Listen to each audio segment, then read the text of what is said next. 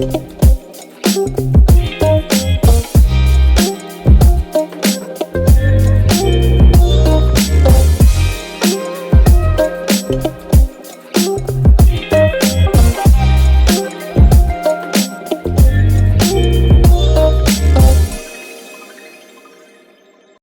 warahmatullahi wabarakatuh. Perkenalkan, nama saya Firanisa Fadilah Budiman, NPM 100-127-1043 dari Prodi Hukum Ekonomi Syariah Universitas Islam Bandung. Di sini saya akan mempresentasikan hasil penelitian saya yang berjudul Tinjauan Fikih Muamalah terhadap transaksi permainan berhadiah di Shopee pada fitur Shopee Game. Di masa yang sudah maju dan berkembang seperti saat ini, seluruh kebutuhan dan keperluan yang ada sudah sangat praktis dengan adanya bantuan teknologi. Mulai dari pendidikan, transportasi, kesehatan, jual beli, dan transaksi lainnya sudah sangat dipermudah dengan adanya bantuan teknologi. Teknologi yang sering digunakan dan digemari oleh masyarakat adalah jual beli yang dilakukan secara online. Platform dan media transaksi jual beli online pun sangat beragam. Salah satunya adalah Shopee. Platform ini menyediakan banyak fitur dan promosi untuk menarik konsumen. Di kalangan umat muslim sendiri, dalam melakukan promosi dibutuhkan batasan-batasan agar usaha tersebut terhindar dari hal yang dilarang oleh syariat. Promosi yang sangat digemari oleh konsumen salah satunya adalah fitur yang bernama Shopee Game. Salah satu fitur Shopee Game adalah Shopee Arisan. Permainan ini dilakukan dengan membuat grup arisan. Hadiah dari grup arisan berupa koin Shopee sebesar 10.000. Cara bermain dilakukan dengan melakukan check-in pada aplikasi Shopee. Setelah seluruh anggota melakukan check-in, maka ketua kelompok akan mengundi satu orang pemenang. Tapi jika ada satu orang yang tidak melakukan check-in, maka arisan tidak bisa diundi dan tidak akan ada pemenang pada hari itu. Dalam kondisi tersebut, pengguna mendapat dua kemungkinan. Pertama, merasa beruntung karena memperoleh hadiah. Kedua, merasa rugi karena adanya ketidakadilan dalam persyaratan permainan. Untuk menghindari adanya keburukan dalam bermuamalah yang dilarang dalam Islam, yaitu gharar yang bisa merugikan, penulis tertarik untuk mengetahui bagaimana tinjauan fikih muamalah terhadap transaksi permainan berhadiah di Shopee, bagaimana akal, syariat, dan pelaksanaannya.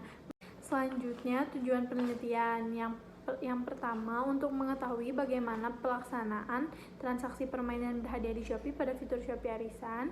Selanjutnya untuk mengetahui bagaimana tinjauan fikih muamalah terhadap transaksi permainan berhadiah di Shopee. Mengenai metode penelitian, yang pertama ada objek penelitian, yaitu fitur dari Shopee Game yang bernama Shopee Arisan. Selanjutnya pendekatan penelitian, yaitu yuridis normatif.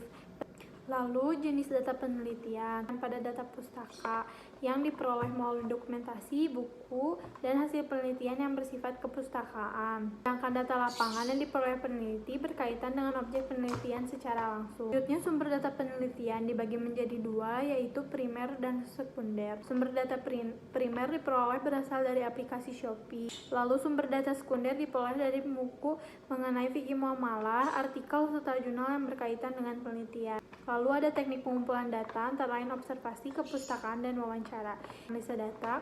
Data yang diperoleh akan dianalisis dan dihubungkan dengan rumusan masalah yang ada untuk mencari jawaban atas masalah yang diidentifikasi pada penelitian ini. Selanjutnya mengenai hasil dan pembahasan. Yang pertama mengenai pelaksanaan transaksi permainan berhadiah di Shopee pada fitur Shopee Arisan.